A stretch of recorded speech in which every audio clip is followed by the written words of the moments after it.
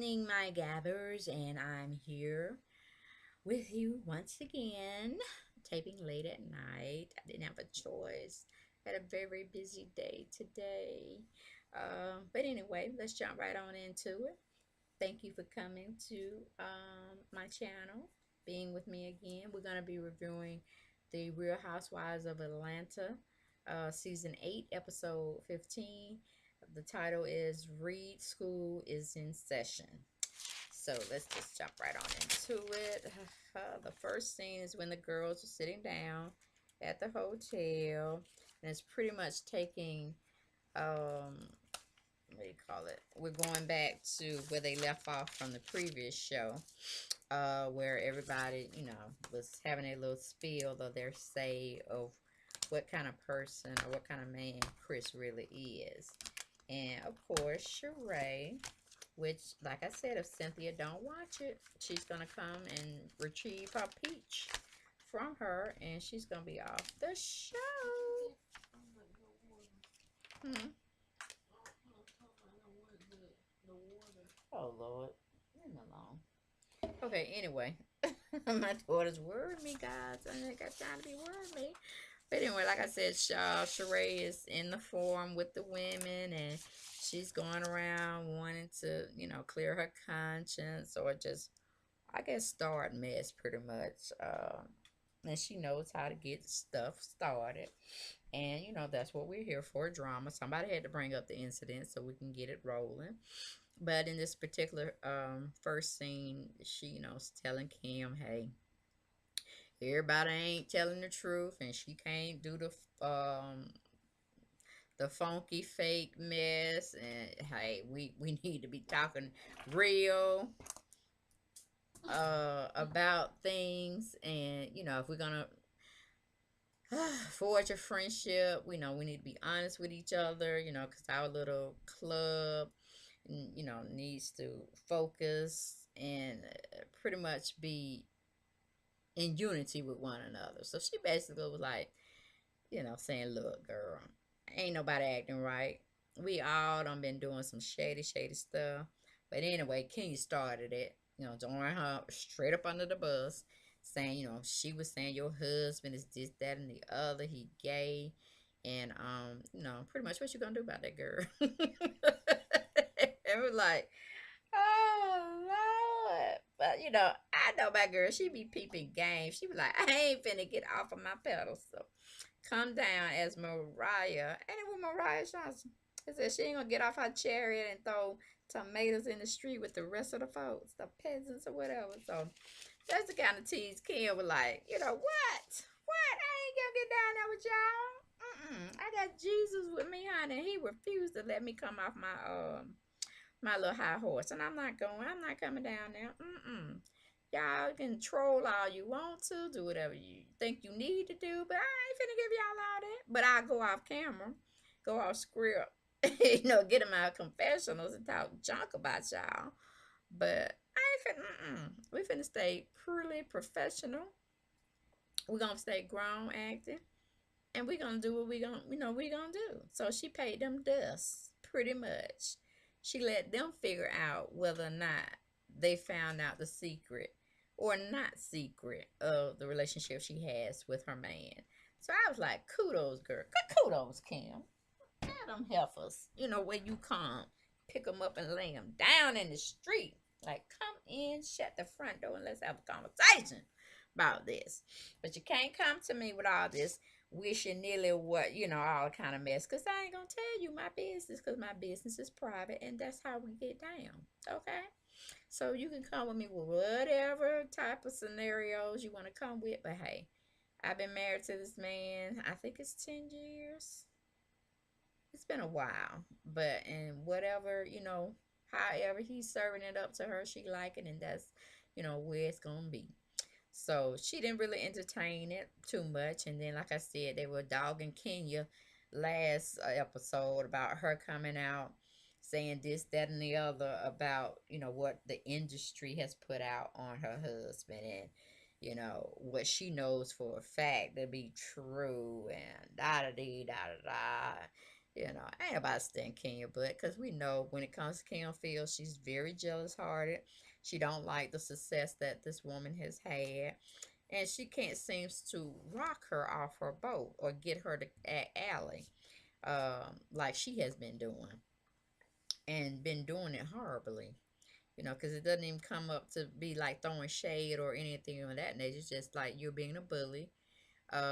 You don't like her accolades that she does have. She solidified herself. When you say Kim Fields, everybody know from past programs she's been on, past shows, for definitely from Living Single, playing Regine, and she's been doing her theater and directing and acting still. So I'm like, come on, she's very well solidified. Where if you said Kenya Moore, if I didn't know her as being one of the personalities on the Real Housewives of Atlanta, I couldn't tell you who she was. Other than me seeing her face, and I'd be like, oh, okay, she had a little skit in Martin, as some kind of vivacious, sexual woman that wore her clothes too tight and uh, hookerish, and basically that was it. That's the role she was playing in Martin. Can't take anything away from her beauty. She's a very nice looking woman. uh Kenya acts professional when she wants to act professional. When she wants to act the fool, she definitely serves that up to us as well. But basically, what we came to love her about is her, not taking junk, and putting people in their right perspective places, with what they say, throwing shade, or like I said, just getting the person together from the flow up, you know, from the top of the head, sole of the feet, so the sole of the feet to the top of the head, however you want to go with.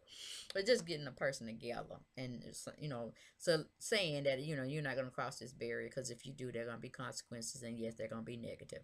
That kind of stance that she have taken. But like I said, lately she just been on this whiny soap pop thing, and nobody's really hearing her because she's too selfish and indulged with what she feels need to happen. And she's met her match when it comes to somebody being in the clique or the group that has a longer running profile and background in the industry, entertainment field, and she can't do anything about it, and she hates it. And then when Cynthia decided to go with her as far as producing and directing her commercial, or eyewear commercial, she really got mad. But again, she chose a man over making money and becoming a little bit more famous and adding something else to her repertoire, far as directing. So, I mean, come on. You loused that up for yourself. Ain't no sense of being a dead horse or something you basically did. Cynthia gave you the opportunity. Same opportunity she gave Kim. Kim just stepped up to the plate and hit a home run. Uh, but like I said, Sheree went on to say, yeah, boy, yeah, Kenya did that, but then we, Googled your husband, me, Portia, and Phaedra, and da da dee da da da. I'm like, ain't that the pot calling the kettle black? You know what I'm saying? But like I said, she opened up the door. And she was like, I'm coming to get my peach, honey. I'm going to do it nicely. But, I ain't the one to be, claiming your friend. Even though she's trying to make like, we just all trying to be your friend. But it is what it is. But I'm like, if I can, I be side-eyeing her and the rest of them, getting my coin and taking this show to another level. So I was glad Kim stayed very professional, very classy, very motherly. I know who I am. I ain't got to, throw no type of insults at none of you all. And I'm still going to be taping, still going to have my piece, still making my coins, and still making, my footprints in this industry. So I'm like, go ahead, girl. If that was a read, that was a read for me, honey. I was satisfied. So then we go on into scene 2 and 3. And some of four. Basically, Oliver and Portia just showing that they did have a nice night together. 'Cause I'm sure if they didn't sleep together or had some type of connection or affection, he probably been on the next plane going home. But he was, he seemed to be very into her, her into them. They kind of seemed like a married couple, maybe in a newlywed setting or scene. That's what they were giving me. They were getting ready to explore the day's events. With going to River Falls, I think that was the type of scenery is kind of put you in the mind of White Waters here in Georgia or Six Flags over Georgia, some kind of theme park, but it was mostly water being involved. So they were getting ready for that. Then it showed Matt and Kenya, preparing for the same event.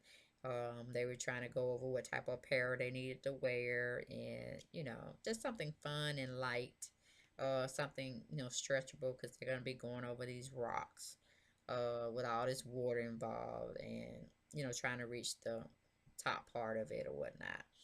And Nene, she, I don't know what Nene in this food is like. Ever seen she hungry or this, that, and the other. Don't seem like she's worried about her weight, not one bit. You know, she doesn't seem as small. Oh, excuse me. She doesn't seem as small as she once was when she was doing all of her not lingerie, but her apparel line she was having out, being shown through QVC and I think HSN, Shopping Home Network channels. So seems like she's gained a little weight, but she's kind of settling her back in, as a past cast member, as well as trying to solidify herself back in to getting a regular paycheck.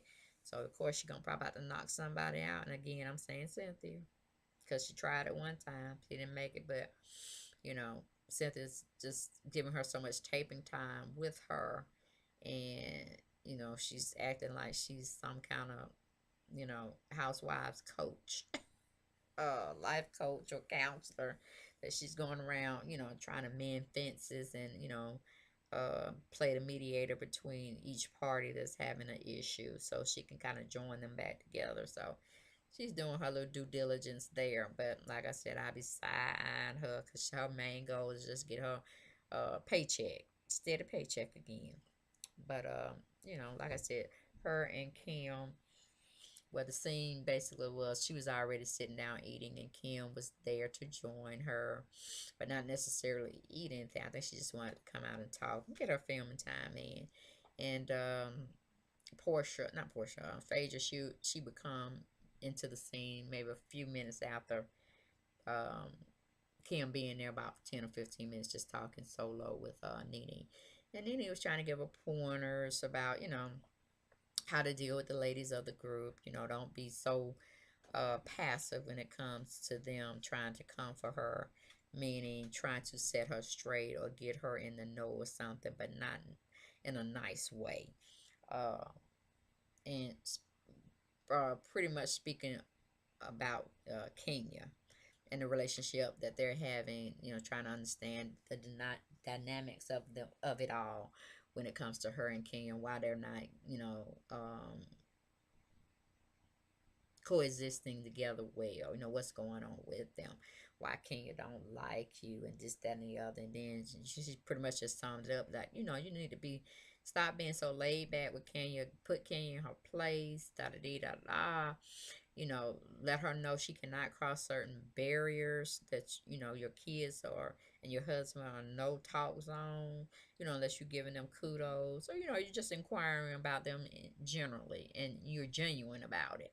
uh, that this things she shouldn't be talking about, should have no voice on, and you really need to set her straight because she's gonna continue to do it, do it, do it. And that's Kenya's matriarch, where she's just basically, well, not matriarch, but her point of reference that she's gonna do, she's gonna pick on you as long as you let her pick on you. Yeah, just really school age stuff that we should not be partaking in by us being adults.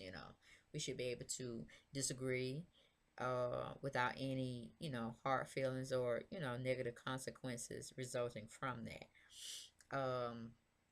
meaning disagreeing to disagree about the situation, but cap it, table it and move to something else because y'all not gonna find a happy medium about that particular subject. So, like I said, Phaedra comes shortly out, and she's twirling and looking all Fourth of July ish, and Southern Belle in the summertime.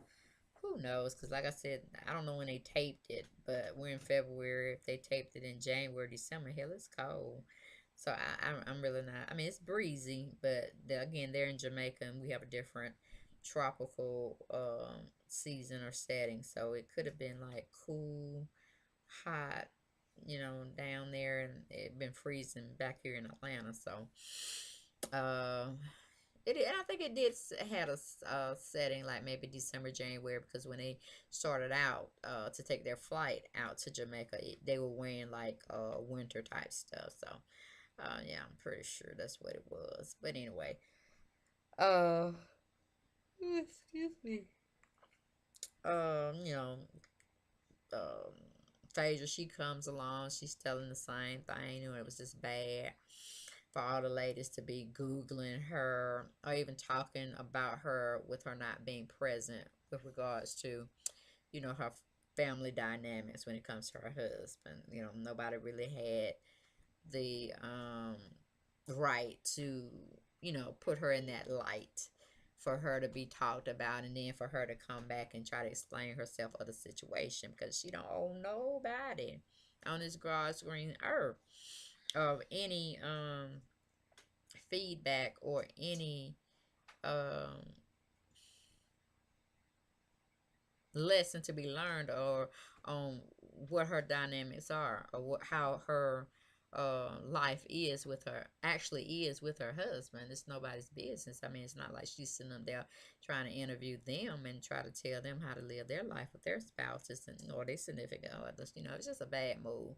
And like I said, I really appreciate her, staying true to form of who she is, and she knowing of herself as well as her family, you know uh ins and outs of how they live their life. So I'm like, cool, honey, don't let them rock you, because that's what they trying to do, rock you, so you can give us something else to sink our teeth in and marinate on. When if you want to give us that tea, you need to give us that tea, not them, because then we know it's coming straight from you, and we just like try to get you straight if we need to, with our opinions. Of course, whatever. But then they went to showing Kim or reenacting ways of how you can throw shade at a person, or how I like to say, getting them together in a nice way without putting hands on them, because you do that, you're looking at a assault charge, you're going to jail, da da da. You remember Portia? You know, you remember Portia was in jail, right? Child, please. But anyway, I still don't understand why they gave her Peach back. They shouldn't have gave her Peach back. They really should, cause she don't deserve. She really don't. But anyway, like I said, they show her different ways she can throw shade and still keep her uh religious face she's putting on for the world intact. But she's like, I'm grown, I don't have time for this. I mean, however the women want to present themselves on camera, on this reality show, in public, whatever. That's something she's not gonna do. She's been in the business a lot longer than any one of them at the table, or the circle of housewives. Um, maybe her. Well, no, she's been longer in the business because even Candy can't touch her because she was in the Facts of Life. I think it was some boarding school show when she was a little girl. Around the same time, I think Janet Jackson was acting on Good Times. So, she's been in the business a very long time, grown for it, through her mother, Chip Fields. So, she's had her hats in many different arenas with the producing part, acting, the theater, uh, different TV sitcom shows. I mean, run longing shows that probably, yeah, that ended up in syndication. So she's getting checks, hand over fist. So I'm like, No, I'm like, I'm peeping game. Kim, get your coin, baby. Get your coin. And leave these other people in the dust because you still gonna have money. I mean, you don't even live in one of those rich subdivisions, or your house is not, in the $1 million. They don't look like it's in the $1 million range. And I'm like, hey, however you can keep your coin, honey, keep your coin. Cause you don't need all these houses everywhere, and you can't do nothing with all of them. So save your coin for a rainy day. Put your kids through college and let them flourish, honey. Let them flourish. But like I said, they to me they didn't really do any good shading. Because if they really wanted to um show her some good reads, they could have like bounced off each other about what they didn't like about each other and threw shade that way.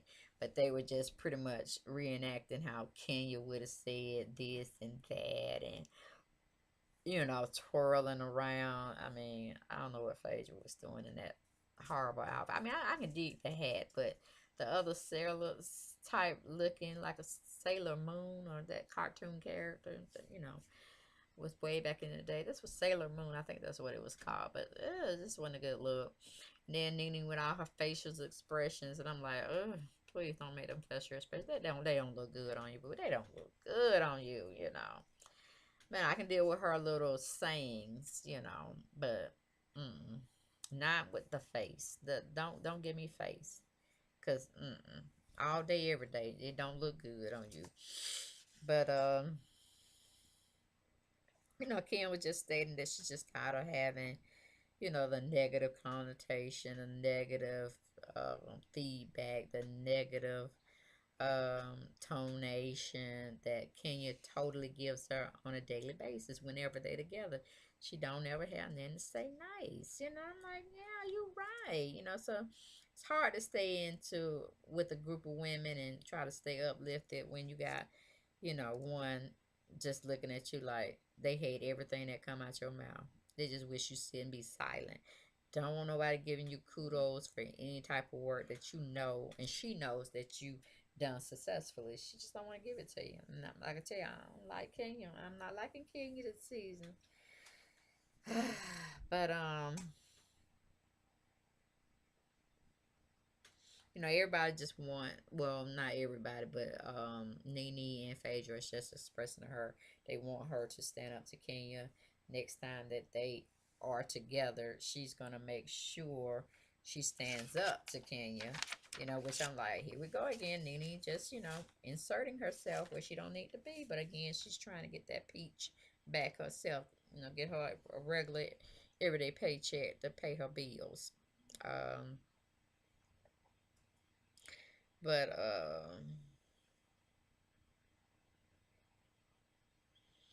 they're just telling her they have her back, Nene and Phaedra, whenever she wants to pounce on or practice pouncing on Kenya when it comes to reading her and getting her together. And if they do find an opportune time, they will surely, reserve it for Kim to be able to sit and have an adult conversation while they're all around hearing the conversation, to kind of get Kenya to understand that she's not going to continue to take, how she talks to her, how she speaks to her, how she tries to downplay her in front of people. So, and then when it comes to the issue of her talking nonsense about her family and how, her family reacts to certain things, and her husband being gay, those type of rumors, she needs to just shut down. So anyway, we move on to a clip where we're talking about we're back in Atlanta. We don't left Ocho Rios, Jamaica at the moment. We moved to where we're tuning in to Candy and Todd. They're go along traveling to this particular restaurant, which happens to be a setting of a cuisine, Louisiana type style Creole type of eatery. It's called Euro. I haven't seen it here in Atlanta. I pretty much don't know where it's um centered at, what area. So I'm pretty sure if I Google it, I'll find it. But I'm not interested in eating at it. I'm just giving you the place where they actually go and Todd knows a particular gentleman or chef and or owner, and he's letting them try different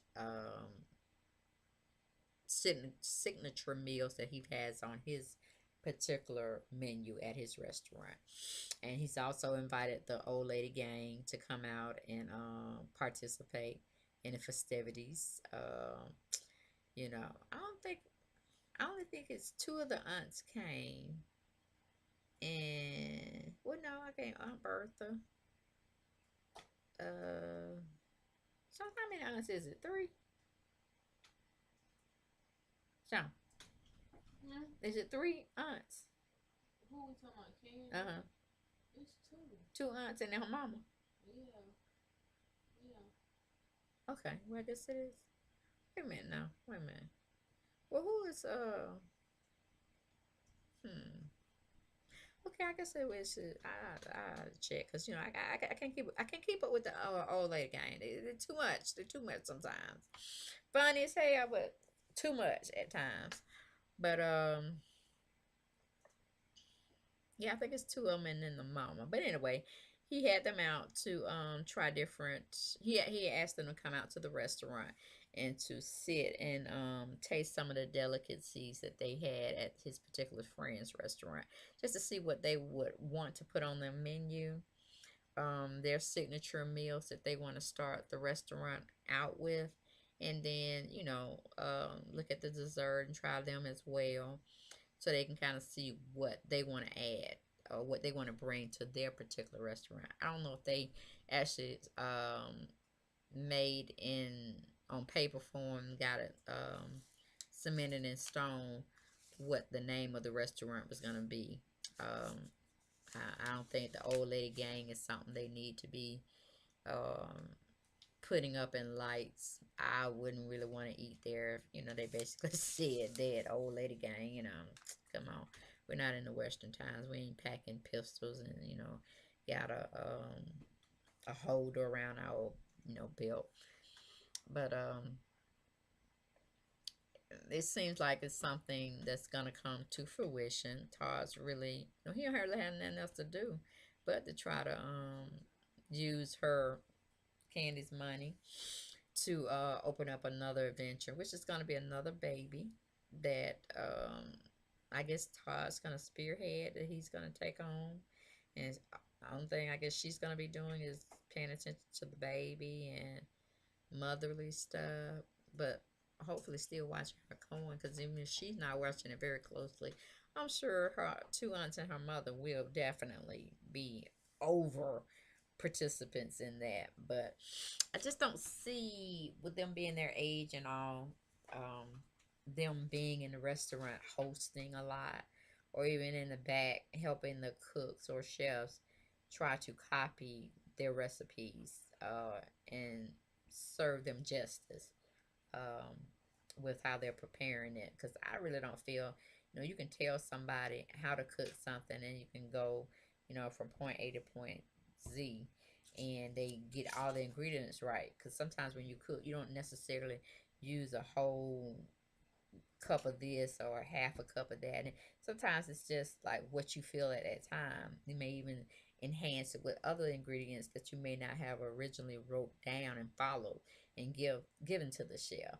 It's just those, you know, one in a lifetime type experiences or not necessarily one in a lifetime, but you just experiment every time you do a dish. You might want to add something that you didn't add before just to get a different flavor, you know. And it's hard to say, okay, I'm gonna give my recipes out to a total stranger so they can, reproduce this particular food for the masses to consume. So I think that would be very hard, and she had to pay them royally for it. But then again, just being in the South, everybody should know how to cook certain dishes, and if they don't, they know someone that does or know how to do it. So it's not that unheard of. But I mean, just as long as you're cooking with fat back meat or pork or butter, lots of butter being sauteed everywhere. And the key ingredient. is frying. You know, that's the southern way. That's the southern cuisine. So that's what makes southern food taste good. You know, all the things that are not good for you in your body, you know, to digest on a daily basis. You know, we'll start giving you some type of health related issues, especially when everything is tampered with now, with the food as well as the vegetables. You know, it's not grown the same. The poultry is not fed the same type of grain, so everything's like in a microwave type of situation. Everything's grown fast, prepared fast, you know, and ate fast. And it just does a lot to your system. So you gotta kind of stay intact with having a balance when it comes to starting up a restaurant and what you want your consumers to consume from your restaurant. So, like Cynthia said, you know, and the endeavor is going to be a huge one. You know, most restaurants don't last. You know, once they've started within 3 to 4 year uh, base period, because you don't really make that money. You're really honing in, trying to make it a best well run restaurant with you know, repeated customers to come in and patron your business. So I mean, you can have, you know, a real good menu, but if the economy is not working out right, you know, people are going to spend most of their time cooking at home and they're not going to be able to come and partake of your good eating foods because just they don't have the money. So it's a lot of dynamics that go into running a restaurant, maintaining a restaurant, and keeping your clientele up to a certain par, and you know, your patrons coming in, you know, consuming your food so you can, you know, make better menu choices of what you want to have as your best sellers, as well as experimenting with other type of foods to hopefully bring as the seasons change. And then, you know, it's just a big responsibility, and I hope her and Todd, Candy and Todd, are up for the challenge. You know, because I don't, like I said, I don't see the older women, our aunts, being a very huge part in it. You know, because who really wants to stay in a restaurant and host, you know, on a daily basis, or you know, take pictures with um, different consumers of your product, or you know, patron your business on a daily basis. You know, it gets old, and I think at a certain point, you should be able to live your life where you don't have to worry about cooking or making sure this is done properly and all that. That's something Candy should have thought about much, you know, earlier on. But, you know, like I said, I wish them well. I wish them no bad luck. I hope their business prospers, and I hope the good old lady gang can pull it together for, you know, at least a couple of years, you know, so it gets solidified. And, you know, you have the right chefs preparing the meals, how, excuse me, they would have prepared them. So that's pretty much it for that scene, because they're tasting all the particular guys, um, Todd's friends' food from the Euro restaurant, and I spelled EURO, and you know, they're trying different desserts, different meats, different vegetables, just to kind of see what they would probably want to serve in the upcoming restaurant Todd and Candy and the good old lady gang is gonna be putting out for us ATLians. Uh, so look forward to going there one day once it's established. And you know, I'm gonna come back and review it for you, because it kind of seems like they want to imitate Mary Max, and Mary Max is a Southern cuisine as well. Um, to me, if it was me to have a choice as far as Southern cuisine, I don't know if you still remember this, or if you maybe had it in your state, but it was called Poor Folks, or now it's called Folks Restaurant. It's a country um, type of cuisine where they have, nothing safe to eat far as, healthy. Everything is like saturated in butters, fried and all of that. Nonsense, but it's good nonsense, good eating. Hmm. And everything's just, real good eating. And, when you real good eating, it ain't nothing good going on. Far as preparing it, everything is saturated in stuff that, will kill you eventually if you continue to eat it on a daily basis. But it's less expensive. So, I kind of like that country eating. If I can't get it at home, I don't feel like cooking it, or my mom or my aunt is not cooking it. That's the next place I would go, which is because Piccadilly. I don't know if you had that in your area of living, as far as restaurants. They were pretty good at one time. They had the best chicken, um, that I and the best rolls. But it's like they don't fell off somehow. I don't know. I really don't know. Maybe it's the ingredients that they're using trying to make it more healthier. But ain't nothing good about healthy food as far as you being healthy and you living a great life. But that's not country food. Mm-mm. Ain't nothing good about country food. It's good, but it's dangerous. For your health over repeated times of consuming that type of meals within your daily um, livelihood. So Mary Max is pretty much on the same style as I would call Folks Restaurant, but they're a little bit more pricier. At Po Folks you can feed six up to six people reasonably. Not costing over $50 probably. And that's a good bargain. If you have, a big family you have to take care of, and you still just want to have that time where you just go out and enjoy yourself and enjoy other people's cooking. But Mary Max is, I went there and I think I got a hamburger, fries, and a little cup of fruit. I think that thing was like almost $14, $15. I was like, oh, I mean, it was good, but I could have made it better at home. But anyway, like I said, it's too much. But I don't know what the prices Todd's restaurant is gonna bring to us here in Georgia, but we'll see. We'll see. And I'll come back and let you know. Okay, but like I said, that pretty much was the scene of Candy and Todd trying to get a feel on how the good old lady gang was going towards, solidifying their partnership and, giving out their recipes and all of this. So seems like it's gonna turn out in their favor. Hopefully everybody can work cordially together and make money, but we'll see. We'll see.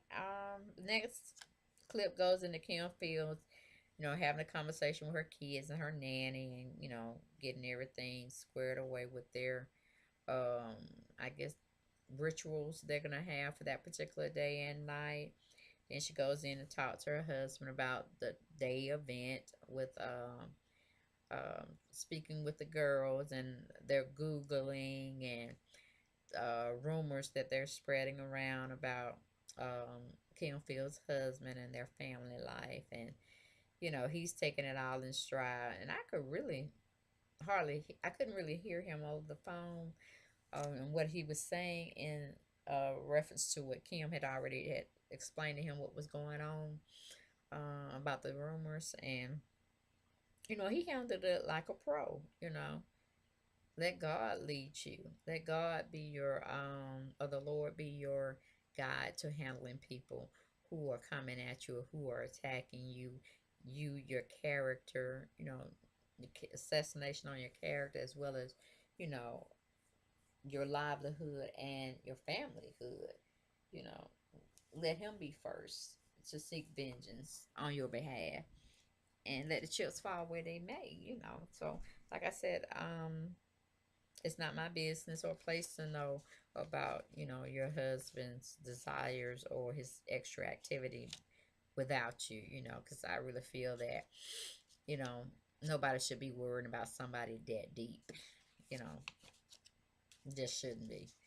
um But like I said, he gives her great advice. He makes her laugh. He settles her. He calms her.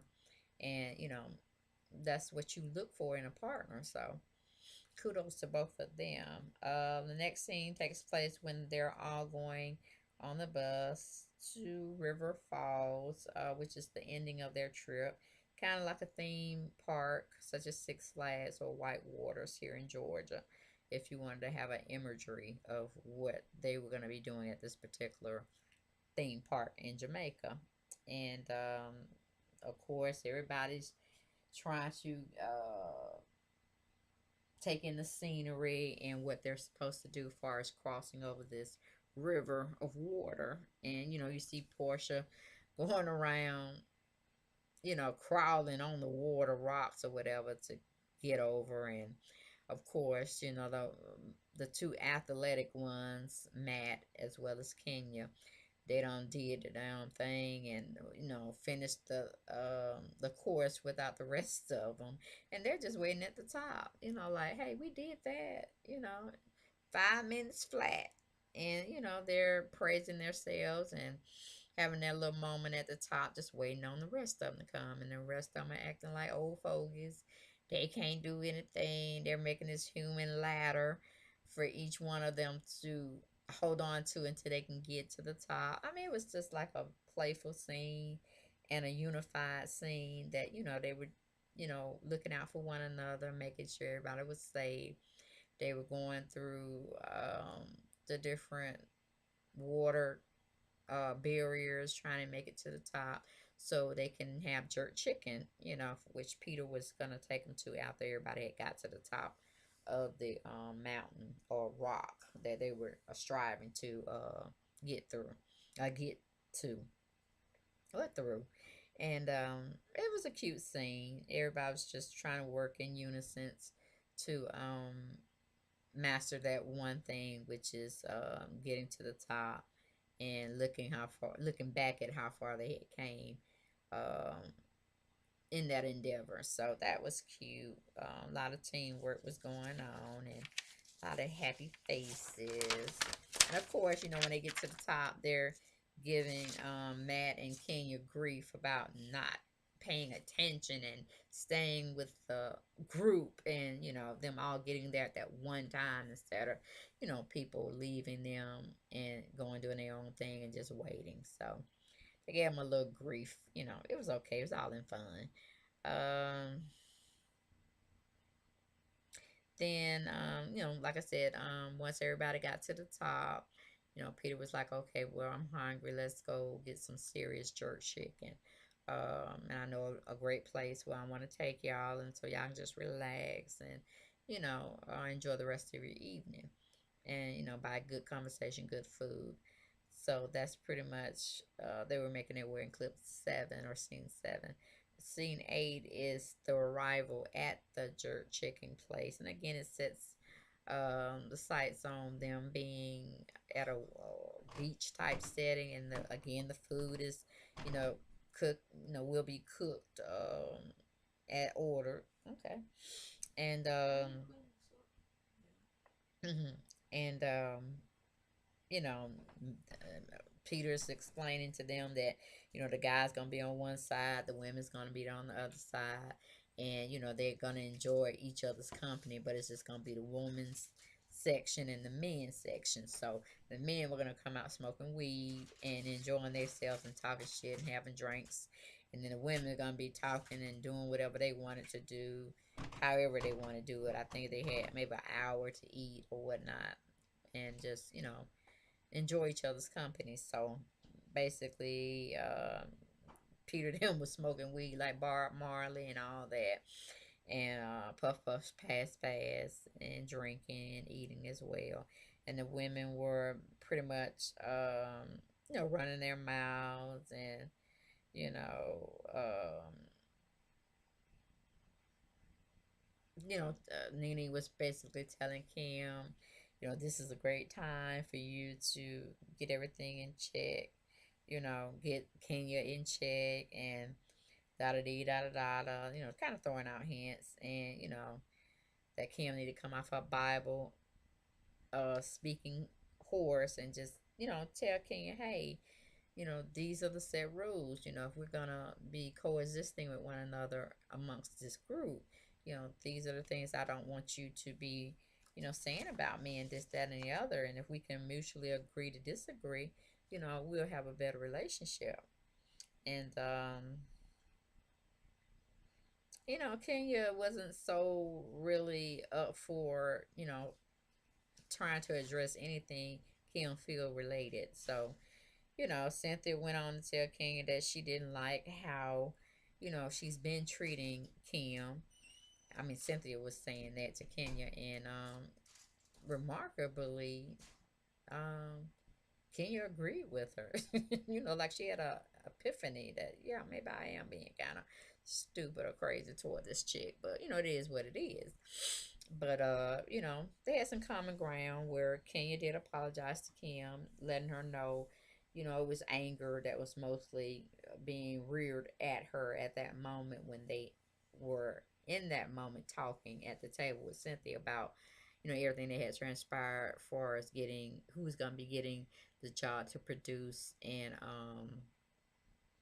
direct the video commercial for Cynthia's eyewear, and that she did pretty much win fair and square. But it's gonna take some time for them to really develop a friendship or anything dealing with friend related stuff because she didn't trust her, and they just had a ways to go. But just as long as they pretty much um Kim, not Kim, Kenya can pretty much treat her like a human being instead of, ostracizing her at every point she can or every turning point she can, just ease up off of her and just try to enjoy her, and maybe you could learn a few things. But that's pretty much what happened. They were all just getting together and letting Kim have her time with Kenya to set down some play rules or how we were going to be acting towards each other as grown women when we're in the midst of each other's company. So that was really good. And then scene 9 is basically everybody's eating, everybody's gotten a lot off their chest and all this and that, and they're getting back on the bus and, trying to get back to the resort so they can settle down and get ready for bed. So basically, when they get back to the resort, um, we're only seeing um, Cynthia, Sheree, and Nene go out for dessert. And they're sitting in like this kind of ice cream parlor type makeshift setting, and they're just discussing different things that happened throughout the Jamaica trip, and how Kenya was acting, and she really wasn't acting and being supportive as a friend when it came to the Marshall, and she needed to really sit and talk with her about that because it still bothered her. And lo and behold, Cynthia was looking at Nene as a counselor child. I was like, oh my lord, when would it end? When would it end? But amazingly, Nene was giving her constructive criticism, and a lot of it made sense. So that shows the growth potential that Nene has had. Um, and also with Nene saying, she ain't trying to, play favorites, but she ain't gonna be no punk now. But she's not gonna be put in the middle of, being deemed as the person that started everything negative that has happened within the group. So, Cynthia again is putting too much emphasis on Nene when these are issues she can definitely talk to herself about and know what she needs to do when it comes to telling Kenya how she feels about certain behavior that's unwanted and unwarranted. So she was basically just throwing the ideal out to Sheree and Nene to get their results, but mostly she was throwing it out for Nene's aspect. And like I said, Nene came up with some good, counseling um, answers that she could use towards talking with Kenya. Um, and it turned out to be a win-win situation as far as the conversation. And then let me see, getting ready for the beach. Oliver and Portia Canfield's kids getting ready for. Okay, so everybody's pretty much getting ready for the beach. Um, trying to enjoy that last day in.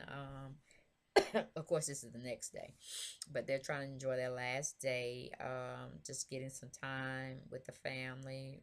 You know who they coupled up with, and just enjoying some beach time and just to reflect on the whole experience of the Marshall, the coming, the unions that they formed, relationship bonding, repairing, or friendships starting anew, especially with Matt being introduced to the group and Peter hazing him with all his different tactics.